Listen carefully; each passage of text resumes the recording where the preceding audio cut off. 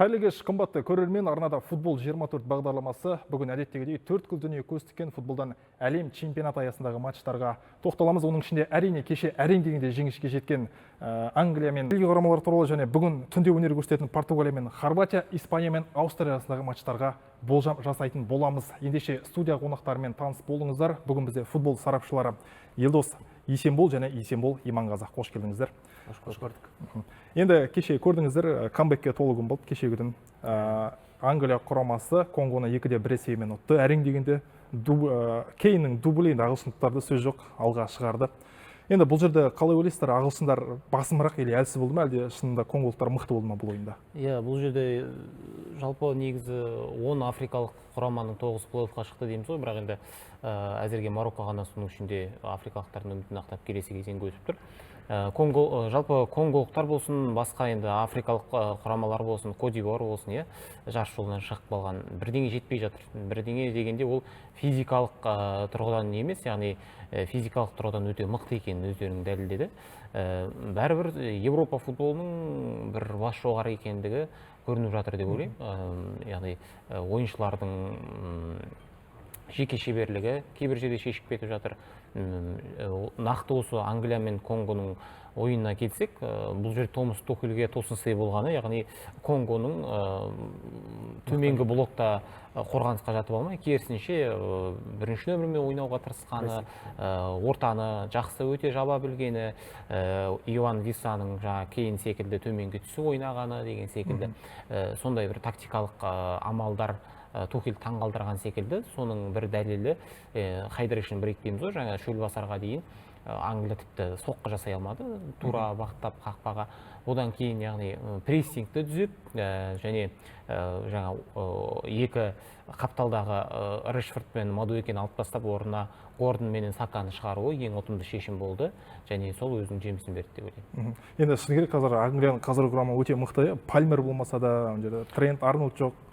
Фоден жоқ мысалға. Иә, оны айтты ғой, жалпы Тухельден көпшілігі сұрады, неге Палмер жоқ, неге Фоден жоқ, неге Харри Магуайр жоқ қорғаныста деп. Бірақ бұл жерде айтты, мен ойнайтын ойыншыларды алып бардым деп, және Оли Уоткинс секілді, тағы кім бар, Эбричи Эзе, Айван Тоуни, Морган Роджерс бар, сондай нағыз, яғни биыл өзін көрсеткен ойыншыларды алды. Енді вабанкқа барды дейді ғой, не бел кетеді, не белбеу кетеді деген жасады Томас Тухель.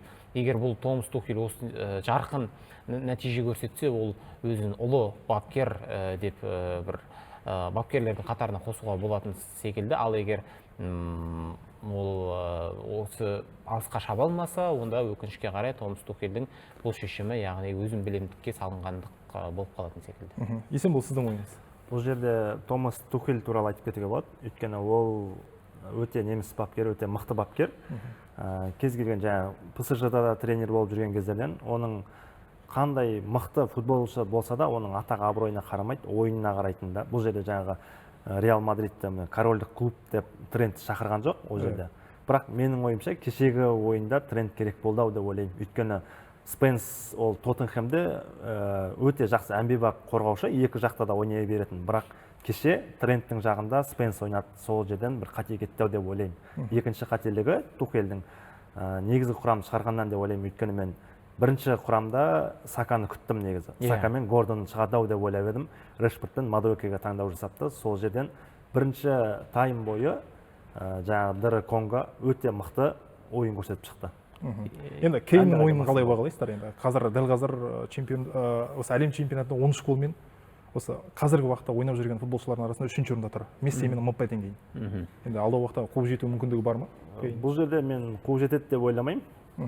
Өйткені Харри Кейн енді өзі де түсініп келе жатыр. Осы ол үшін меніңше соңғы бір мундиалі болуы мүмкін. Осыдан кейін келесіге шақырыла ма, шақырылмай ма, ол белгісіз. Өйткені Харри Кейн ойнап жатқаннан кейін, әлде жерде жас болса да Оли Уоткинстер қосалқы құрамда қалып қойып жатыр. Келесі неде ол Кейнге мүмкіндік береді деп ойламаймын. Бірақ осы жолы барын салып жатқанымен Англияның кешегі ойыны, бұл жерде Конгоны бір әлсіз деп қарауға болмайтын олар түсінбеді ау. Соған қарағанда мен Англияның құрамы алысқа шаппайды деп өзім ойлаймын. Енді оның қарсыластары жаңағы келесі өткеннен күннің өзінде Бразилияға түседі, болмаса Аргентинаға түседі ар жақтан күтіп отқан. иә, кейін себебі таза шабуылшы ғой, плеймейкер емес та. Біз таза шабуылшылардың білеміз, өзі өте физикаға тәуелді екен. Яғни 30 жастан ары қарай оларға қиындай түседі. Яғни бұрынғыдай шалыс қимылдай алмайды, шалт доптарға жете алмайды, күтіп ала алмайды деген сынды. Яғни плеймейкер болса, ол ары қарай оймен ойнайтын, яғни интеллектпен ойнайтын ойыншылар мейлінше төменнен түсіп ойынды жүргізе береді деген сынды. Сондықтан кейіннің дұрыс айтады, әріптесіме қосыламын, жалпы соңғы мүмкіндігі. Және енді биылғы клубтық маусым өте жақсы өткізді. Чемпиондар лигасын алмаса да, алтын доптың иегері атанды.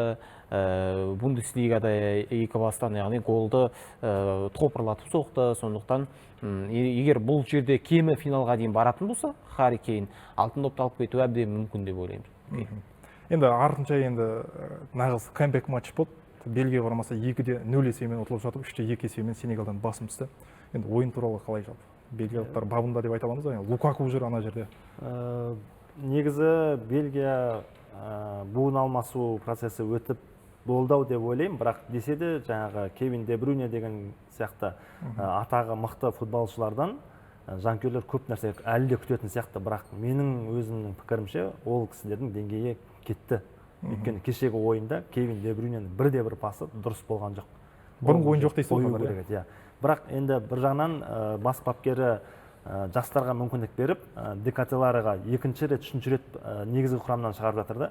Бірақ қосалқы құрамнан шыққан Лукаку әлдеқайда өз жемісін беріп жатыр. Өйткені оның алдындағы ойында қосалқы құрамнан алаңға шықты, бірінші Касаниямен гол салып баспен. Кешегі де ойында өте жақсы ойын көрсетіп берді деп ойлаймын. Соған қарағанда енді Доку бұл жақта кейбір қапталдық ойындарда бір жетіспеушілік, кемшілік бар. Бір Ситидағыдай көріне алмай жүр, Манчестер Ситиде керемет ойын көрсетті. Өзінің флангында ойнап жатқан жоқ. Мына жақта адам жоқтығынан барып ойнап жатыр. Өйткені Тросар мына жақта ойнай алмайды оң жақпен. Екеуі де бір жақты күшейтеді да, екеуі бір жаққа барған кезде шабуыл күшейеді, бірақ қорғаныс әлсіз. Мысалға қарасаңыз, анау Аксель Витцель деген кісілерді уже шақырып керек емес ойыншылар. Бірақ басқа шақыратын адам жоқ. Адам жоқ. Содан кейін амалсыз. Енді көп жанкүйерлер Тибо Куртуаға үміт артады, бірақ қақпашы ол жарты команда болғанмен де көп жағдайда алып шыға алмауы мүмкін. Елдос, енді сіздің ойыңызша мына ойынымен алдағы кезеңдерге дейін жете ала ма? Жартылай финал 1-4-ке дейін бара алады. Бельгия жалпы осы кезеңнен үйлеріне қайтса да әділ болар еді деп ойлаймын. Себебі Сенегал жалпы тек қана жаңағы қарсы шабуылда, қарымта шабуылда 2 гол соққан жоқ. Жалпы ойын бойы өзі доминацияда болды, кәдімгідей, ол кәдімгідей фаворит. Сол Сенегал саналды. Бұл жерде енді ешкім Сенегалды аутсайдер деп санаған жоқ. Себебі ол Африка құрлығындағы өте мықты ұжымдардың бірі. Африка кубогында финалында жеңіліп қалған, оның өзі техникалық жеңіліс. Бір жолы болмай жүр деуге болады осы Сенегал ұжымын. Жалпы осы жерде жеңіп кетсе, ол әбден әділ есеп болар еді, келесі кезеңге өтсе Сенегал.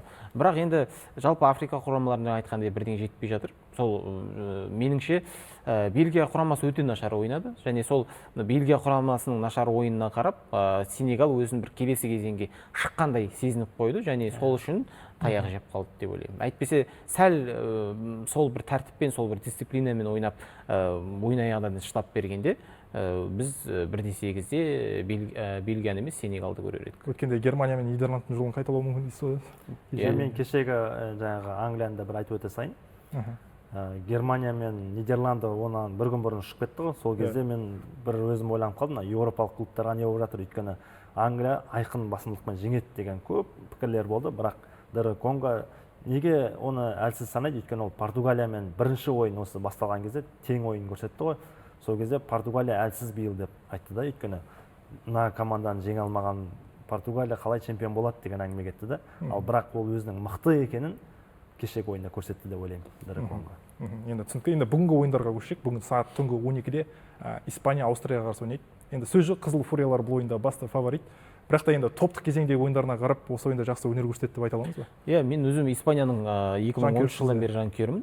Себебі өзім клубта Барселона болғаннан кейін, жалпы Барселона фанаттарының көпшілігі осы Испанияның жанкүйері деп ойлаймын. Себебі алтын буыннан бері енді кез келген құрамада, жалпы клубта болсын буын алмасу жүреді. Оны клубта буын алмасуды, яғни бір ауырсынусыз өткізуге болады, оңай өткізуге болады, егер оны алдын ала. Ал егер ұлттық құрамадағы буын алмасу, ол өте ауыр өтеді әдетте. себебі яғни клуб секілді қалаған ойыншыңды барып сатып ала алмайсың. Сонда Испанияда бір сондай ауыр буын алмасудан кейін 2018-де Ресейден ұшып кетті, 2022-де Мароккодан жеңіліп қалды. Енді осы жолы нағыз 2024 жылы Еуро додасын алғаннан кейін нағыз бабында деп ойлаған едік, бірақ бірінші ойын көңілдегідей болмады. Бірақ оған енді бірнеше шешім бар, себебі қос қапталдағы қорғаушылары өте қалай әлсіз, мысалы Кукурелла қорғанысқа мықты, бірақ шабуылға айтарлықтай бір үлес қосатын латерал емес. Оң қапталға шыққан Диего Маркус Лоренте де тура сондай болды. Және енді қапталға бірінші ойында мысалы Гавиді қойды ғой. Гави ол негізі орталық алаңның ойыншысы. Одан кейін мына қапталда Ламин Ямаль болмады, Ферран Торрес болды. Ферран Торрес біз білеміз 2 маусымда ол орталық шабуылшы болып ойнап жүрген адам, яғни вингер болды. Былайша айтқанда ұмытта қалды. Және орталыққа 3-1-ді ұстайтын 3-1-ді бір-бірінің функциясын қайталайтын ойыншыны қойды. Яғни Родри, Педри, Фабиан Руис. Соны яғни Ольмо жетіспей қалды деп ойлаймын. Екінші ойында мысалы Сауд Арабиясымен қалай Ольмоны қойды. Ольмо яғни төмен блокта ойнайтын командаларға өте жақсы ойнайтын ойыншы, яғни кеңістікті өте жақсы іздейді, доппен қорықпайды, өзі кіріп кете алады деген секілді. Енді Фирмин болған кезде әттеген-ай дейді, біріншідегі Фирмин болған кезде тіпті қатып кетер еді. Және Ламин Ямаль шықты. Егер Ламин 2024-тегі Испанияның жеңісінің бір себебі ол Ламин Ямаль мен Нико Уильямс еді. Оны барлық жанкүйерлер біледі, яғни екеуі қос қапталдан. Яғни керек кезінде алдай алады, керек кезінде дриблинг қоса алады, Ламин Ямаль паста бере алады, соққы да жасай алады, Нико Уильямс та тура солай. Енді Уильямс биылғы клубтық маусымды өте нашар өткізді. Мүмкін Барселонаға көшіп тұрып, аяқ астынан болмай қалған трансфері себеп па, эмоционалдық тұрғыдан. Енді әлі де бабына келе алмай жүр. Енді бүгінде негізгі құрамда Алекс Байена шығады деген шығады деп жатыр. Сондықтан бірақ енді Ольмоны қойған екен, және оң қапталға қорғанысқа Педро Пораны қойған екен. Пастары, әуелетіп асырған топтары өте жақсы. Сауд Арабиясымен ойында көңілім шықты Пороның ойыны. Сондықтан Испания жалпы Де Ла Фуэнте, Нико Уильямсты бұлай жақшаның сыртына шығарып қойған кезде оптималды құрамды жасақтап келе жатыр деп ойлаймын. Егер құрам жасақталса толық, Испания өзінің бабына келеді, яғни сол қос қапталға бәрі байланысты болып тұр ғой. Ламин мен Нико Уильямсқа байланысты болып тұр. Енді Нико Уильямс жоқ. Көреміз енді Алекс Байена не істей алады, Ольмо не істей алады. Бірақ Ойерсабель өзінің керемет шабуылшы екенін көрсетті. Мысалы, жалпы өзінің лайықты бағасын алмай жүрген ойыншылардың бірі деп ойлаймын. Сондықтан Испания құрамасы енді өзінің бабына келе жатыр. Ферран Торрес шықпауы мүмкін бе? Ферран Торреске енді Сауд Арабиясына гол соққан кезде, вар қарап жатқан кезде ерінен оқыған ғой, гол болса екен, құдайым гол болса екен деп тілеп отыр екен дейді. Сондықтан бір психологиялық, эмоционалдық тұрғыда өте қиын ол ойыншыға да, себебі хейт өте көп ол ойыншыға, бірақ негізі өте еңбекқор ойыншы. Жаңағы бос кеңістік іздеуден, прессинг жасаудан, қарсыластың қорғаушысын өзімен бірге алып кетуден, бір орында тұрмайды, үнемі қозғалыста жүреді. Бірақ оны енді бір әбдей футболдың ішіне бүйтіп кіріп қарап отыратын жанкүйерлер болмаса, көпшілігі байқаймын. Жанкүйер енді шабуылшыдан негізі күтетіні гол ғой. Ол көп жағдайда жаңағы 100% нақты сәттерді соға алмай қалып жатқаннан кейін, сондықтан бір сол жағынан көрініп қалады да, жаңағы қасқырман жесе де қан, жемесе де қан болып. Айтпесе негізі интеллектісі өте жақсы, еңбекқорлығы өте жақсы футболшы. Есен, бұл сіздің ойынша қаншада қанша? Мен Испаниядан бір ойыншыны атап өткім келеді, бұл жерде Ойарсабель. Өйткені ол бір топ клубта ойнамаса да кезіндегі Маратаға сенді ғой көбісі. Маратаның қасында Ойарсабель өзінің негізгі құрамда ойнай алатын ойыншы екенін тартып алды. Мысалы өткен ойындарда дубль жасады, бір ассистер, ойын тең ойын болып жатқан жерде. Енді бүкіл күшті Испания тек Ямалға артып қойға болмайды, Педри екеуіне. Бұл жерде қосымша күштер болу керек. Бұл жерде Ойарсабель енді жаңағы Нико Уильямс жарақатына байланысты енді әрі қарайғы ойындарда ойнай ма жоқ па белгісіз, бірақ енді Байеналар көмектеседі деп ойлаймын. Десе де Ойарсабельдің бұл Испанияның құрамындағы орны ерекше деп ойлаймын. Финалда гол соқты, Евроның финалында гол соқты, сондықтан әбден өзін дәлелдеген футболшы. Керек ойыншы ғой. Ұлттық құрамада және өте жақсы ойнайды. Ресеп тіркелуі мүмкін бе осы ойында? Испандықтар енді Мен есеп тіркеледі Қарқынды деп ойламаймын. Мен де Өйткені күмәнданамын. Австрия өте жақсы. Ол Рангниктің жасап жатқан тактикасы, ойластырылғаны өте жақсы. Өйткені ол жерде жаңағы Лаймер де өте мықты, Баварияның қорғаушысы, жаңағы Забицерді де айтуға болады. Енді Алаба да енді шалтартты десеңіздер де өзінің қорғанысында мықты ойнап тұрған. Кевин Данса бар. Ол жерде де атап өтетін ойыншылар бар. Жаңағы Арнаутовичтің өзі қалай енді гол соғатын адамның өзінің чуйкасы дейміз ғой. Салатын моменттерін ол құр жібермейді. Бірақ Австрия бірінші, яғни Австрия жабылмай қорғаныста ашық кәдімгідей футбол ойнаса, ол Испанияға да керек сол деп ойлаймын. Испания керісінше яғни автобус қоятын ұжымдарға қарсы қиналып қалады. Сондықтан ашық футбол ойнаса, егер нағыз қызық футбол көреміз, нағыз жарқын футбол көреміз деп ойлаймын екі ұжымнан. Енді артынша таңғы сағат 4-те Роналду ұстаған португалиялықтар осы Модрич, яғни хорваттарға қарсы ойнайды. Сол Роналду қайтама, Модрич қайтама, біреу үйіне қайтады деген әңгіме ғой бұл жерде. Енді бұл жерде Хорватияның командасы бір жастарға қарсы ойнайды деп айтуға болады. Өйткені бұрынғы осыған дейінгі ойындарда Хорватия 120 минутқа шыдайтын болса, қазіргі Хорватияның жағдайы 120 минутқа шыдамайтын. Шалтартқан ойыншылар 90 минутқа шыдай алмай жатыр ғой. Қазіргі осы екеуінің матчы бүгінгі болатын түндегі 90 минуттың ішінде Португалияның жеңісімен аяқталады деп ойлаймын. Ол жерде де бір ірі есеп күтіп тұрған жоқпын, бірақ екеуі де гол салуы мүмкін, бірақ Португалия басым болады деп ойлаймын. Өйткені алда жаңағы Испаниямен кездеседі деген сияқты болжам. Толық қосыламын. Менде себебі Хорватия бұл буын өзінің берерін берген буын деп ойлаймын. Өзінің Модрич болсын, Перишич болсын, Ковачич болсын. Сондықтан жалпы барлығы енді Вушкович сынды, жаңа Йошко Гвардиол сынды, Будимир бар, анау Комоның шабуылшысы бар еді ғой. Сол өте бір жақсы жас ойыншы мен жас ойыншылардың арасында бір жақсы өсіп келе жатқан жаңа буынның да өкілдері бар. Дегенмен енді Португалия намысқа тырысып ойнауы керек, және бастысы бұл орталық шебі өте мықты деп барлығы айтады ғой Португалияны. Жартылай қорғанысы. Жартылай қорғаныс өзінің мықтылығын дәлелдейтін кезең осы енді келді деп ойлаймын. Конго Демократиялық Республикасын жеңе алмады, Колумбияны жеңе алмады. Енді яғни Витиньялар, Невештер, Бруно Фернандештер нағыз сиқыр көрсететін сәт осы деп ойлаймын. Мен тут деп ойлаймын.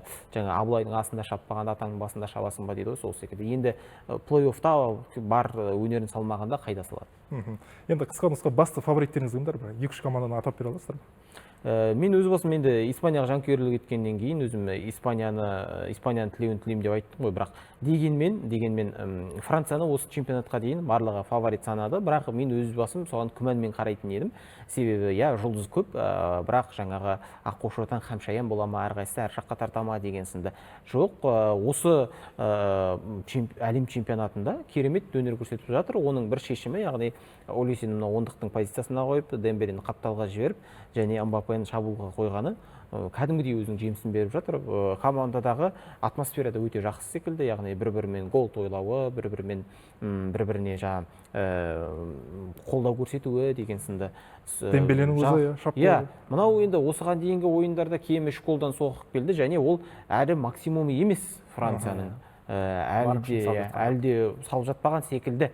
Сондықтан мен ойлаймын Франция басты фаворит, және Месси бастаған Аргентинаны да сызып тастауға болмайды мына жақ сеткадан. Сондықтан осы 3 команданы атар едім, яғни бірінші орында Франция, Аргентина, және енді өзімнің таңдауым, өзімнің қалауым Испания мейлінше ұзаққа барса екен деп ойлаймын. Бұл жерде менде де бұл жерде келсем, Францияның басты фаворит екеніне, өйткені олардың құрамы, қосалқы құрамының өзі өте сойқан ойыншылар отыр. Жаңағы Райан Шерки деген сияқтылар, Тюрам дегендердің бәрі қосалқы құрамда қалып қойып жатыр. Бұл жерде мен Франция биылғы чемпион болып кетуі мүмкін дегенді айтам, бірақ өзім бала күнімнен Бразилияға жанкүйермін. Осы екеуінің біреуі ұтса екен деп ойлаймын. Екеуі екі сеткада тұр, финалда кездессе де жақсы ойын болады. Енді Елдос Есебол, енді бізде тікелей эфир, өздеріңіз білесіздер, уақыт шектеулі. Енді түн ортасына қарамастан осы студияға келіп, ойларыңызбен, болжамдарыңызбен бөліскендеріңізге алғыс айтамыз. Қымбатты көрермен, бағдарламаны осы жерден аяқтаймыз. Келесі көріскенше аман сау болыңыздар.